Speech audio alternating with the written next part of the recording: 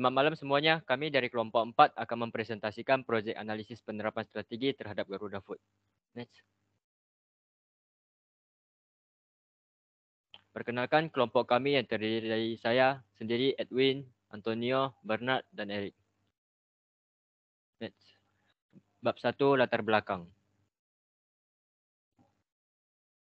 PT Tudung Putrajaya atau TPJ yang didirikan di Pati, Jawa Tengah pada tahun 1979. Pendiri perusahaan ini adalah Mendiang Darmoputro. PT Tudung Putrajaya yang didirikan di Pati untuk memproduksi kacang kulit tanpa merek dan pada tahun 1990 mulai memproduksi kacang kulit dengan merek Garuda. Pada tahun 1994, perusahaan ini didirikan dengan nama PT Garuda Putra Putri Jaya untuk memproduksikan berbagai macam kacang bersalut.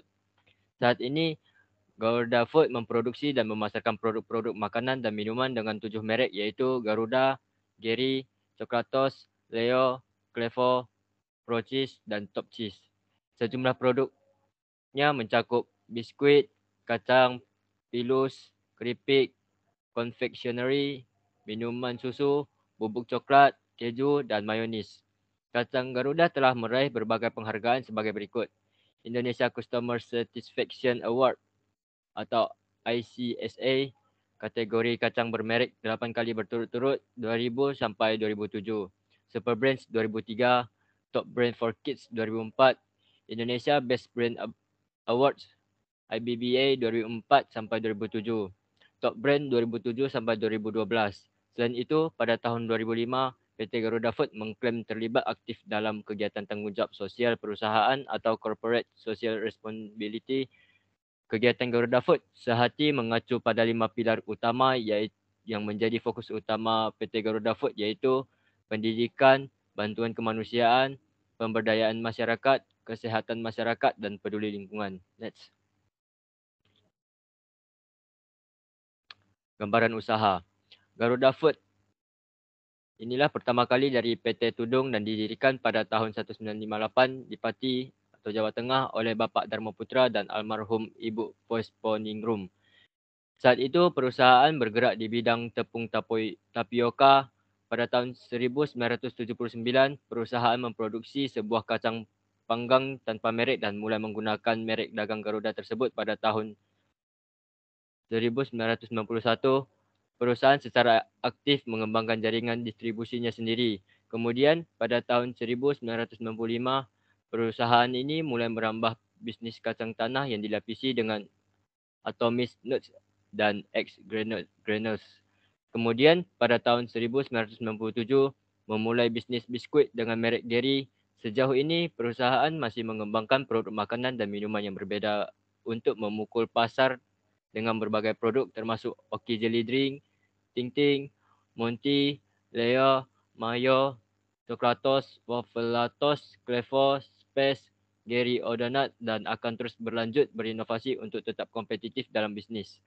Sebuah survei yang dilakukan oleh majalah Frontier dan Business Week Indonesia di Jakarta dan Surabaya pada tahun 2006 dan 2007 menemukan bahawa Garuda Food adalah perusahaan Indonesia ketiga yang paling dikagumi IMC. Garuda Food juga aktif melaksanakan program CSR di bawah bendera Garuda Food sehati. Next. Rumusan masalah. Yang pertama, apa sajakah karakteristik yang dimiliki oleh pemimpin Garuda Food dalam menerapkan New Paradigm Leader? Yang kedua, bagaimana penerapan analisis VUCA dalam Garuda Group? Yang ketiga, bagaimana penerapan analisis leadership kode group dalam Garuda Group? Yang keempat, apa sajakah struktur SDM organisasi dari Garuda Group? Yang terakhir, bagaimana penerapan motivating potential score dalam Garuda Food? Next. Tujuan. Yang pertama, untuk mengetahui karakteristik yang dimiliki oleh pemimpin Wings Food dalam menerapkan New Paradigm Leader. Yang kedua, untuk mengetahui bagaimana penerapan analisis VUCA dalam Garuda Food. Yang ketiga, untuk mengetahui bagaimana penerapan analisis leadership code dalam Garuda Food. Yang keempat, untuk mengetahui struktur sumber daya manusia organisasi dari Garuda Group. Yang kelima, untuk mengetahui bagaimana penerapan motivating potential score dalam Garuda Food. Next. Manfaat kegiatan. Untuk mengetahui karakteristik yang dimiliki oleh pemimpin Garuda Food dalam menerapkan New Paradigm Leader. Yang pertama, untuk mengetahui bagaimana penerapan analisis VUCA dalam Garuda Food. Yang kedua, untuk mengetahui bagaimana penerapan analisis leadership code dalam Garuda Food. Yang ketiga, untuk mengetahui struktur sumber daya manusia organisasi dari Garuda Group. Yang keempat, untuk mengetahui bagaimana penerapan motivating potential score dalam Garuda Food. Next. Bab 2, landasan teori. Yang A, analisis pekerjaan. Analisis pekerjaan merupakan ilmu yang termasuk pada lingkup manajemen sumber daya manusia.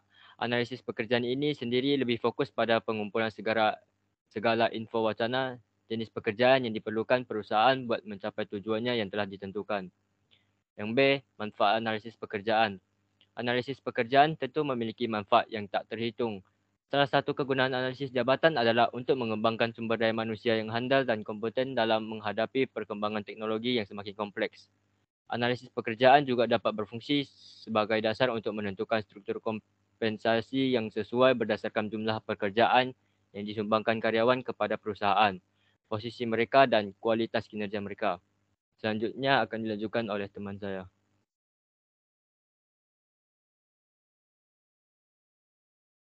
Jenis analisis pekerjaan.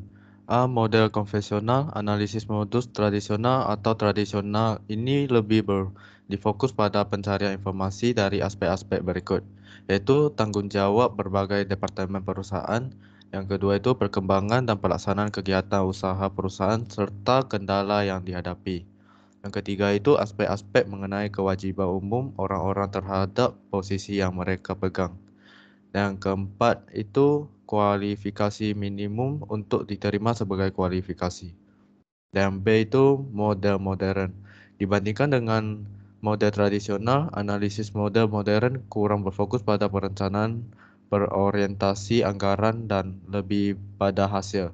Meskipun demikian, analisis model modern tetap berdampak pada peningkatan produktivitas seperti peningkatan kualitas dan efektivitas kinerja karyawan dengan menggunakan komputer, menggunakan Wi-Fi, dan menggunakan aplikasi.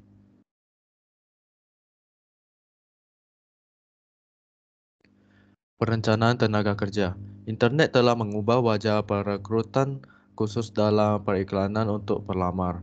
Pengusaha sekarang dapat menjangkau lebih banyak pelamar potensial dalam waktu yang lebih singkat dan biaya yang lebih sedikit. Namun, alat ini telah menghasilkan beberapa tantangan. Pengusaha mungkin mendapatkan terlalu banyak pelamar atau gagal menjangkau segmen populasi tertentu. The step in the recruitment and selection process.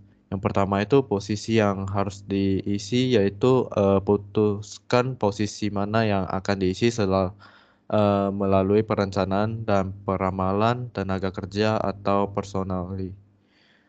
Yang kedua itu kumpulan kandidat. Bangun kumpulan kandidat untuk pekerjaan ini dengan merekrut kandidat internal atau eksternal. Yang ketiga itu aplikasi dan penyaringan. Mintalah kandidat melengkapi formulir aplikasi dan mungkin melakukan wawancara penyaringan awal. Yang keempat itu alat seleksi. Gunakan alat seleksi seperti pengujian pemeriksa latar belakang dan ujian medis untuk mengidentifikasi kandidat yang layak. Dan kelima itu menawarkan, putuskan siapa yang akan mengajukan penawaran dengan meminta supervisor atau orang lain mewawancarai kandidat. Selanjutnya, rekrutmen, seleksi, dan wawancara. Rekrutmen adalah cara mencari karyawan baru yang memenuhi kualifikasi yang dibutuhkan oleh industri untuk memasukkan pekerjaan yang sebelumnya tidak ada. Sedangkan seleksi adalah cara mengambil informasi dari calon karyawan baru untuk mengambil keputusan dalam memilih karyawan baru.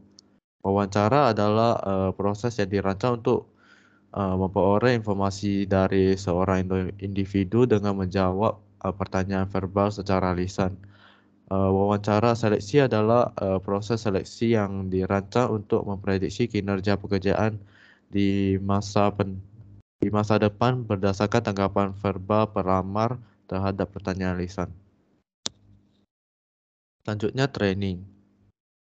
Training adalah metode pelatihan untuk tenaga kerja baru supaya mereka bisa melatih kualitas dan kinerja karyawan agar menghasilkan tenaga kerja yang sesuai dengan standar perusahaan. Pengusaha menemukan bahwa kurangnya kemampuan untuk menangani tugas-tugas membaca, menulis, dan berhitung dasar berarti bahwa ada kebutuhan yang sangat nyata untuk keterampilan dasar dan pelatihan keaksaraan.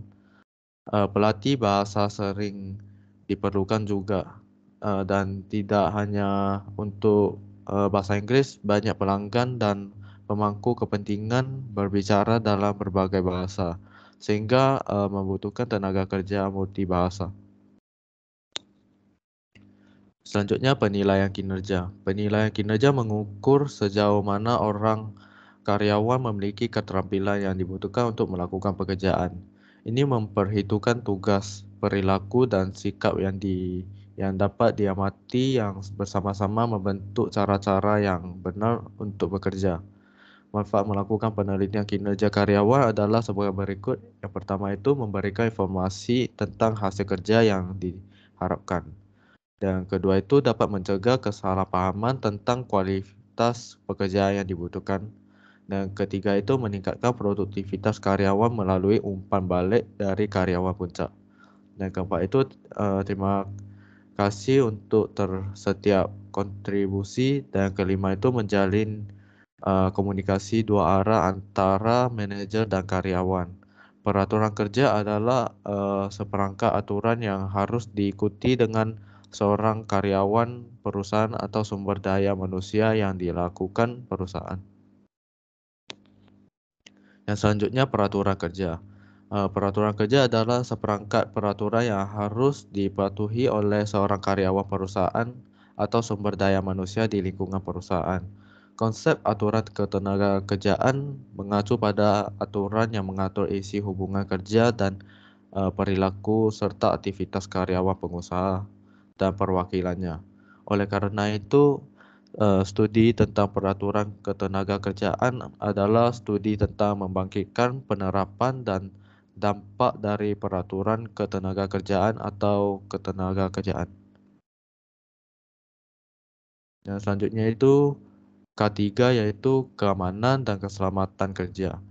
Kesehatan dan keselamatan kerja bertujuan untuk menciptakan lingkungan kerja yang sehat dan aman untuk mengurangi resiko kecelakaan kerja.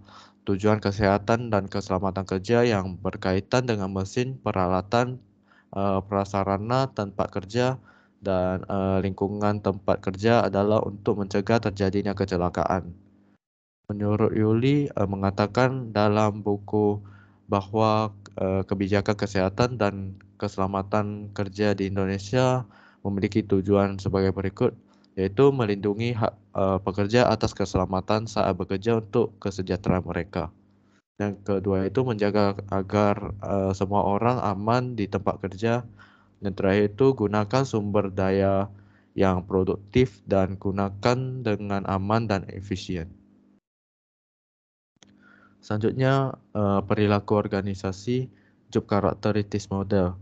Job Characteristics Model memberikan rekomendasi tentang cara terbaik untuk memperkaya pekerjaan dalam organisasi dan dirancang oleh Heckman dan Oldham pada tahun 1976 dan memperbarui pada tahun 1980. Variasi skill, keragaman keterampilan terjadi ketika individu terlihat dalam berbagai kegiatan yang membutuhkan keterampilan yang berbeda. Text identity itu ID pekerjaan yang muncul saat karyawan menyelesaikan segmen pekerjaan lengkap dari awal hingga akhir. Signifikan task itu signifikasi tugas muncul ketika pekerjaan memiliki arti nyata melalui dampak pada orang. Dan yang selanjutnya itu otonomi. Otonomi muncul ketika karyawan memiliki kebebasan penuh dan otoritas memutuskan bagaimana mereka melakukan pekerjaan mereka. Dan selanjutnya itu feedback, karakteristik yang menunjukkan sejauh mana seorang karyawan memperoleh pengetahuan atau informasi yang eksplisit dan langsung selama melakukan aktivitas pekerjaan ketika informasi ini akan digunakan untuk mengevaluasi dari hasil pekerjaannya.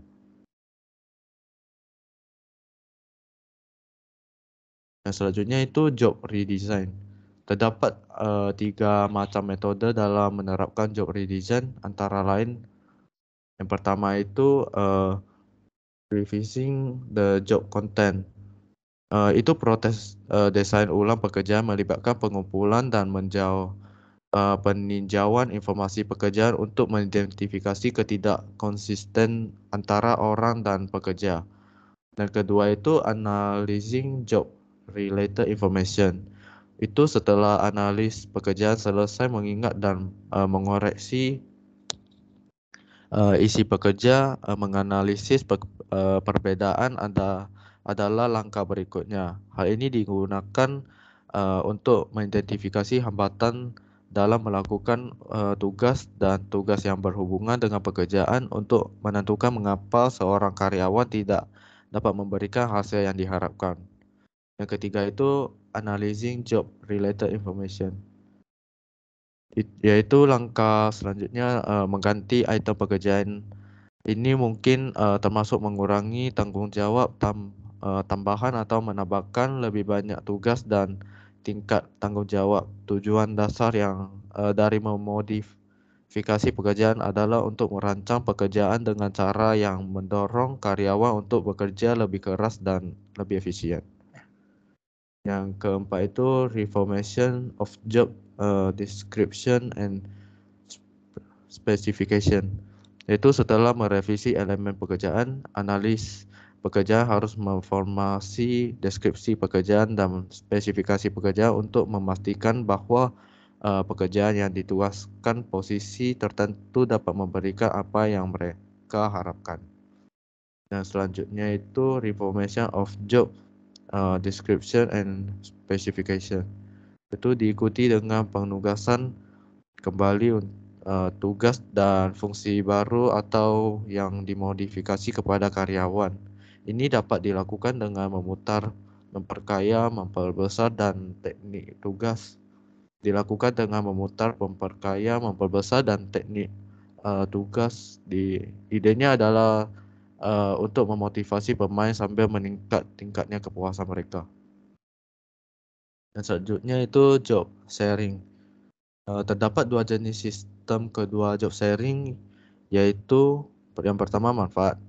Rekan kerja dapat memberikan layanan lebih konsisten kepada klien internal yang eksternal daripada dua pekerja paruh waktu.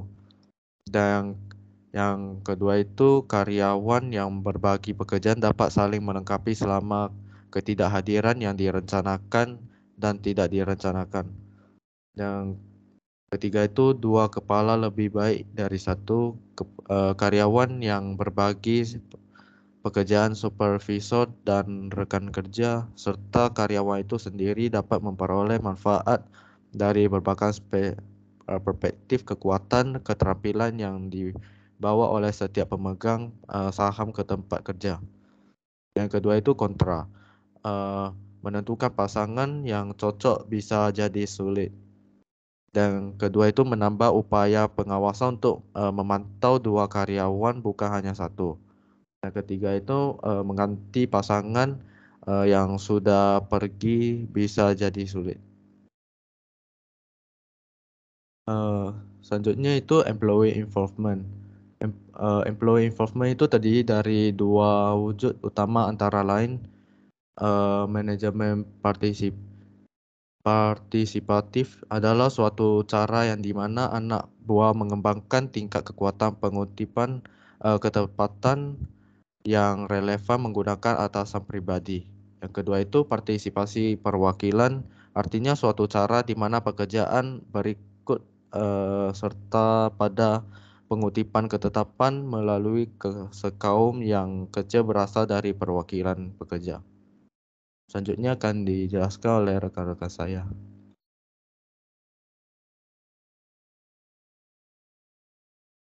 Selanjutnya yaitu variable pay programs. Ada beberapa bentuk program pembayaran variabel, yaitu yang pertama piece rate plans, adalah pengaturan di mana pekerja menerima jumlah tetap untuk setiap bagian produksi yang diselesaikan. Yang kedua yaitu merit based pay, adalah imbalan yang disiapkan menurut penilaian kemampuannya. Dan yang ketiga, profit sharing, adalah skema pembayaran di mana organisasi tidak membayar atau membayar pekerja, tetapi pekerja akan menerima upah berdasarkan keuntungan yang diperoleh. Yang keempat yaitu employee stock ownership plans, adalah program yang menawarkan karyawan kesempatan untuk memiliki kepemilikan dalam bentuk saham. Next.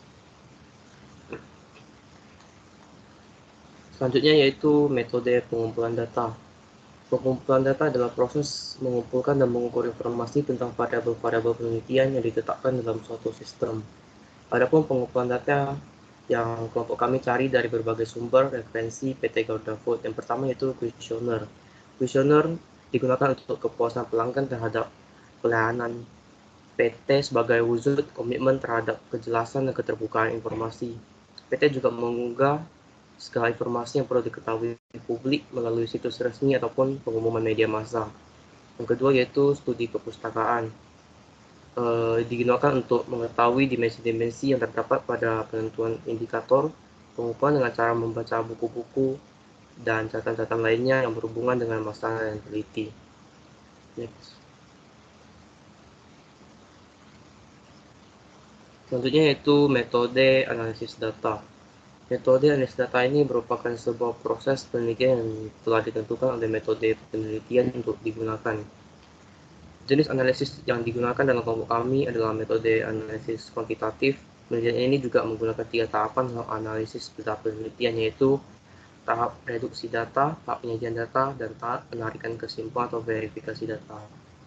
Yang pertama, reduksi data. Reduksi data adalah langkah reduksi data penelitian yang merangkum faktor-faktor kunci dan memfokuskan pada faktor-faktor penting. Yang kedua yaitu presentasi data,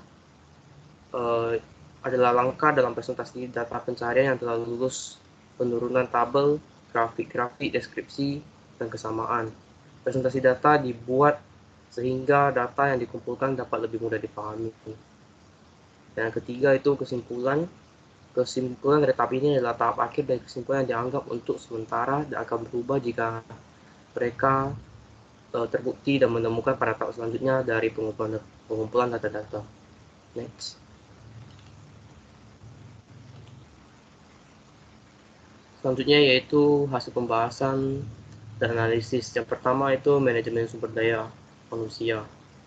Dalam manajemen sumber daya manusia terbagi menjadi 8. Yang pertama yaitu analisis pekerjaan. PT Garuda Food memiliki struktur organisasi dan memiliki tugas yang berbeda-beda. Yang pertama itu RUPS, adalah orang yang memegang kekuasaan tertinggi karena merupakan pemilik saham serta memiliki segala wewenang yang dapat diserahkan kepada Dewan Komisaris dan Direksi. Yang kedua, Dewan Komisaris mengawasi direksi dalam menjalankan tugasnya dan memberikan nasihat atau pendapat kepada direksi. Yang ketiga, Direktur Manufacturing, yaitu meningkatkan produksi dan mengontrol kualitas dari produk agar tetap baik. Yang keempat, Direktur Marketing, tugasnya merencanakan, mengarahkan, dan mengawasi seluruh kegiatan pemasaran perusahaan. Selanjutnya, Direktur International Marketing dan Sales, tugasnya merencanakan dan mengawasi seluruh kegiatan produk pemasaran perusahaan yang akan diimpor ke luar negeri. Yang selanjutnya, Direktur Research and Quality, tugasnya bertanggung jawab untuk melakukan penelitian dan pengembangan dari kuantitas dan kualitas produk. Selanjutnya itu Direktur Finance, memastikan keuangan perusahaan berjalan dengan baik serta melakukan laporan tentang informasi dan hasil analisa keuangan. Selanjutnya itu Direktur Human Capital, tugasnya memberikan pelatihan dan pembinaan yang baik agar karyawan bisa mempunyai kinerja yang lebih baik dalam perusahaan. Selanjutnya yaitu Direktur Penjualan, tugasnya bertanggung jawab dalam membuat strategi penjualan bersama staf penjualan.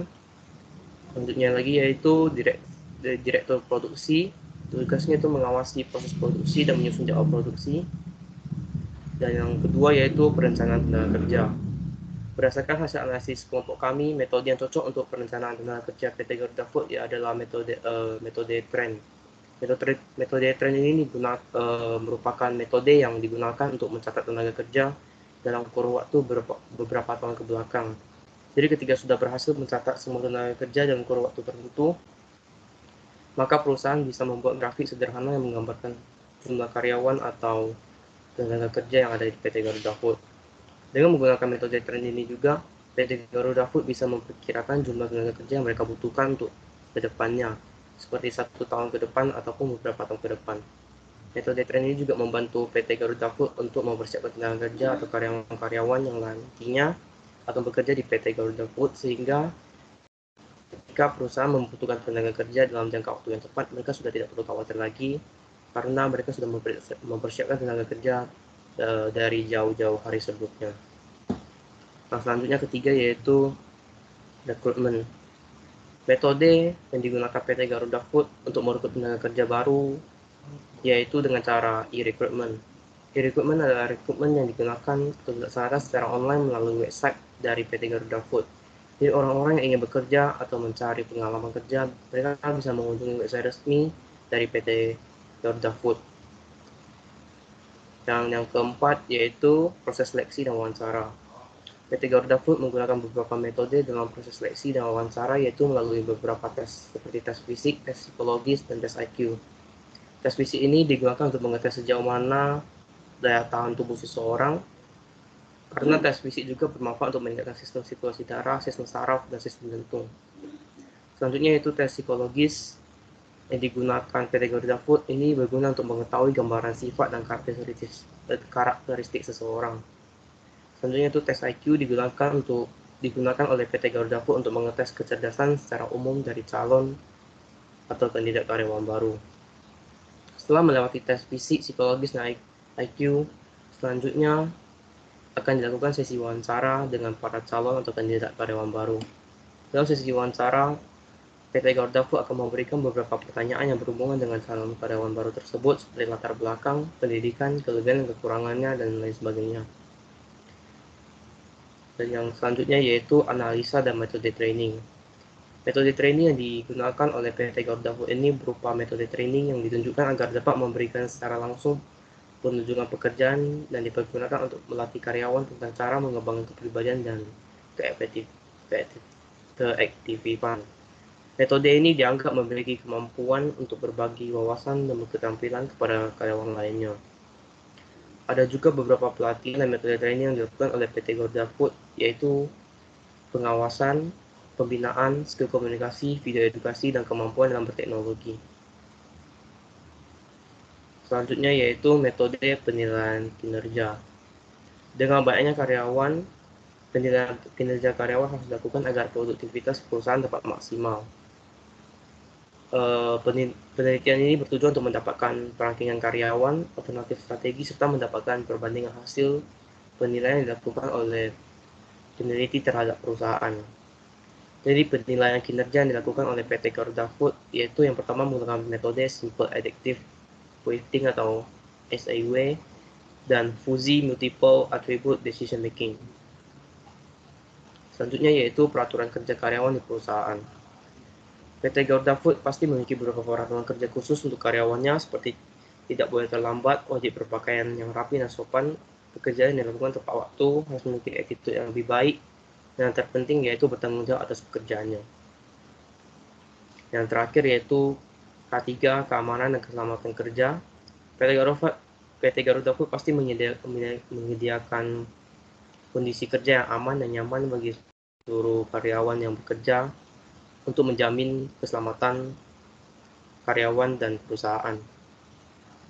Garuda Food ini selalu menerapkan standar dan peraturan di bidang kualitas, keamanan pangan, halal dan lingkungan, memaksa perusahaan untuk secara sistematis merencanakan dan mengerjakan proses produksi.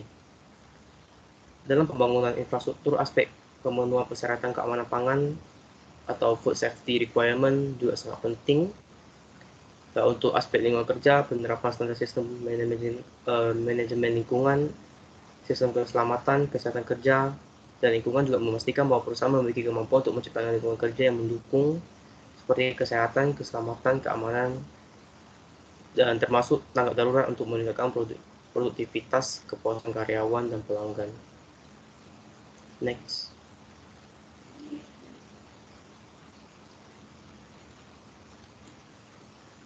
Selanjutnya yaitu pembahasan dan analisis perilaku organisasi. Yang pertama yaitu model karakteristik pekerjaan atau job karakteristik model. Dibagi menjadi 5. Yang pertama yaitu skill variety. Di dalam PT Garuda Food terdapat banyak karyawan dengan beragam skill dan bakat yang dimiliki masing-masing orang. Oleh karena itu, karyawan PT Garuda Food bisa memanfaatkan bakat atau talenta yang mereka miliki di bidang lain untuk digunakan dalam pekerjaan mereka. Karena dengan mereka bisa memanfaatkan bakat atau talenta yang mereka miliki dengan baik, maka pekerjaan akan menjadi lebih mudah, lebih seru, lebih cepat, dan tidak membosankan. Selanjutnya yaitu task identity.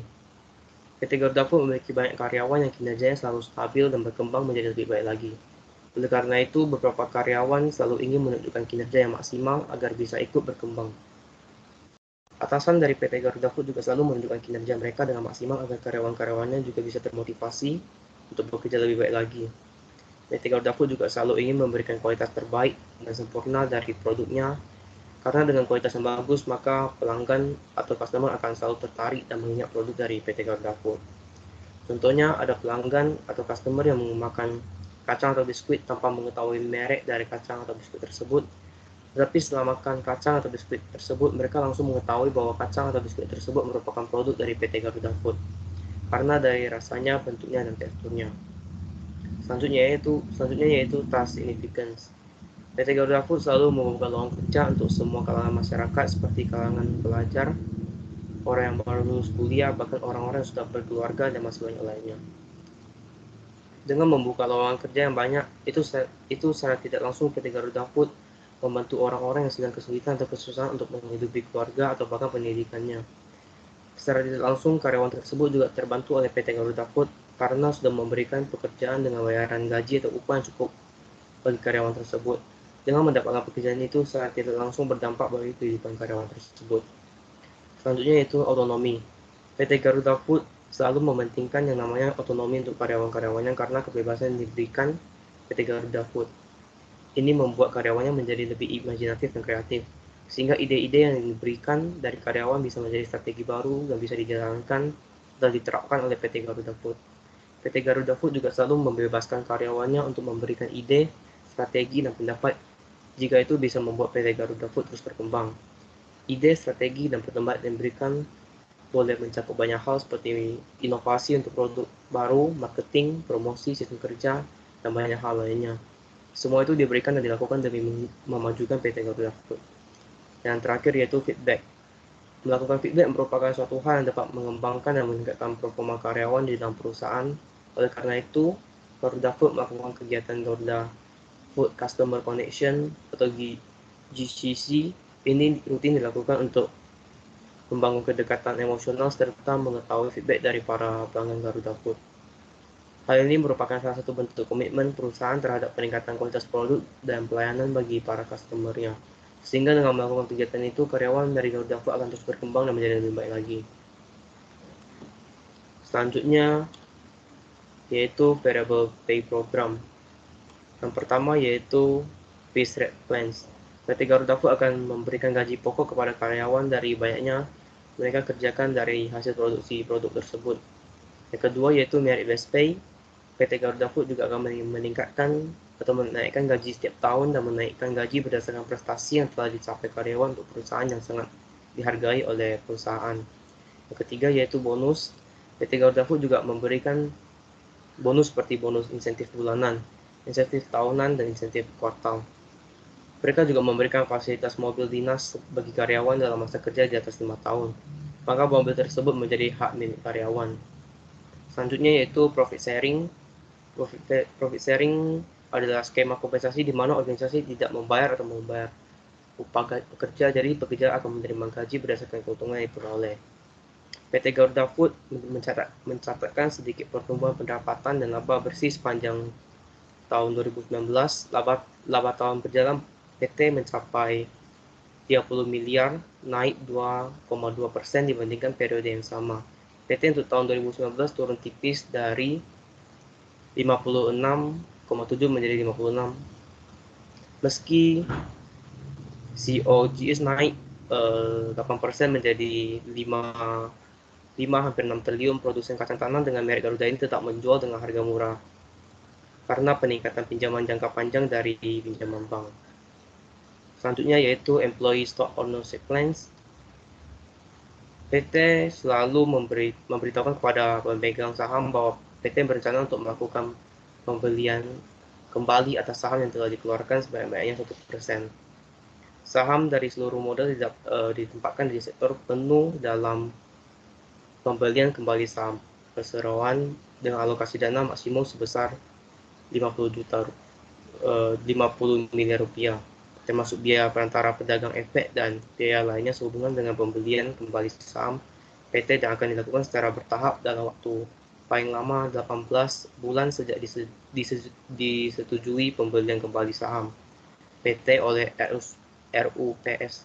RUPST dengan senantiasa berpedoman dengan anggaran dasar PT. Selanjutnya akan dilanjutkan oleh rekan saya. Kesimpulan, manajemen sumber daya manusia berdasarkan hasil analisis kelompok kami, kesimpulannya adalah agar suatu perusahaan bisa maju dan berkembang terus, perusahaan seperti PT Garuda Food memerlukan karyawan yang kompeten dan kinerjanya bagus karena itu dapat membantu perusahaan agar menjadi lebih baik lagi ke depannya. Untuk perusahaan seperti PT Garuda Food ini bisa lebih maju, maka mereka perlu melakukan beberapa tahap dan langkah-langkah yaitu PT Garuda Food memerlukan struktur organisasi yang jelas dan memiliki tugas yang jelas. PT Garuda Food juga perlu menerapkan perencanaan tenaga kerja yang bagus dan metode yang mereka gunakan yaitu metode trend. PT Garuda Food perlu melakukan rekrutmen karyawan yang kompeten dan bagus dengan cara rekrutmen yang bisa daftar melalui website resmi dari PT Garuda Food. Setelah mendapatkan calon karyawan, PT Garuda Food akan melakukan proses seleksi atau tes fisik, psikologis, dan IQ. Dan wawancara mengenai latar belakang, pendidikan, dan pengalaman kerja calon karyawan tersebut. PT Garuda Food memberikan analisa dan training berupa pengawasan, pembinaan, skill komunikasi, video edukasi, dan kemampuan dalam berteknologi. PT Garuda Food menggunakan metode SAW dan FMADM untuk metode penilaian kinerja.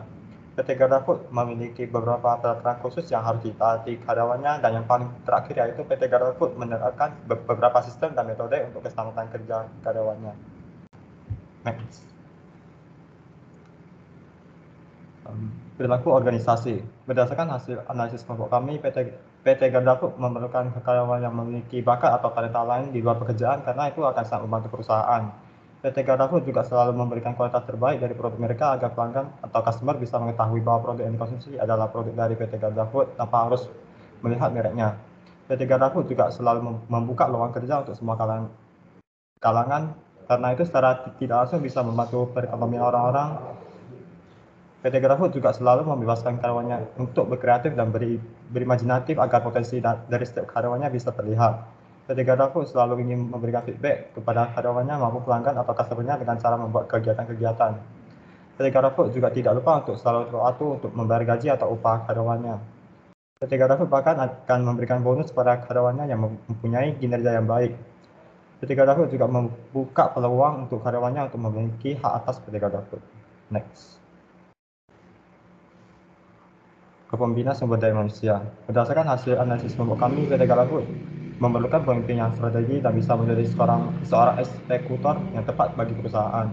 Seorang pemimpin dalam perusahaan besar seperti PT Garuda Food juga perlu adanya skill seperti agility atau kelincian berpikir yang cepat karena ketika perusahaan terjadi masalah, mereka sudah siap untuk melakukan perubahan ide-ide dan strategi agar perusahaan bisa tetap bertahan atau survive. Seorang pemimpin dalam perusahaan seperti PT Garuda Food juga perlu ada karakter yang kuat, bertanggung jawab, tegas, kejujuran yang tinggi, dan lain sebagainya karena itu bisa mempengaruhi bawahan untuk lebih semangat dan termotivasi untuk bekerja lebih keras lagi. Seorang pemimpin juga perlu menentukan tahap atau langkah-langkah yang penting agar perusahaan bisa semakin berkembang dan maju. Salah satunya adalah pemimpin harus sudah siap untuk mencari pengganti atau penerusnya untuk masa yang akan datang karena menjadi seorang pemimpin itu butuh proses yang sangat lama. Sehingga mereka perlu mempersiapkan pengganti atau penerusnya jauh pada hari sebelumnya karena untuk menjadi seorang pemimpin juga perlu ada pelatihan dan pengalaman kerja yang banyak. Next. Saran. Berdasarkan hasil analisis yang telah kelompok kami lakukan, maka kami memberikan saran yang dapat menjadi contoh masukan bagi perusahaan maupun peneliti adalah sebagai berikut. Yang pertama, perusahaan harus melakukan evaluasi terhadap seluruh biaya yang dikeluarkan agar mampu memenuhi kewajibannya. Yang kedua, perusahaan dapat menggunakan analisis selain analisis komparatif dan analisis common size yang berupa analisis rasio keuangan, dan analisis tren. Yang terakhir, perusahaan juga dapat melakukan dalam rentang waktu bervariasi agar memperoleh hasil yang lebih maksimal. Next. Sekian dari presentasi dari kelompok kami. Mohon maaf jika ada kesalahan kata. Terima kasih.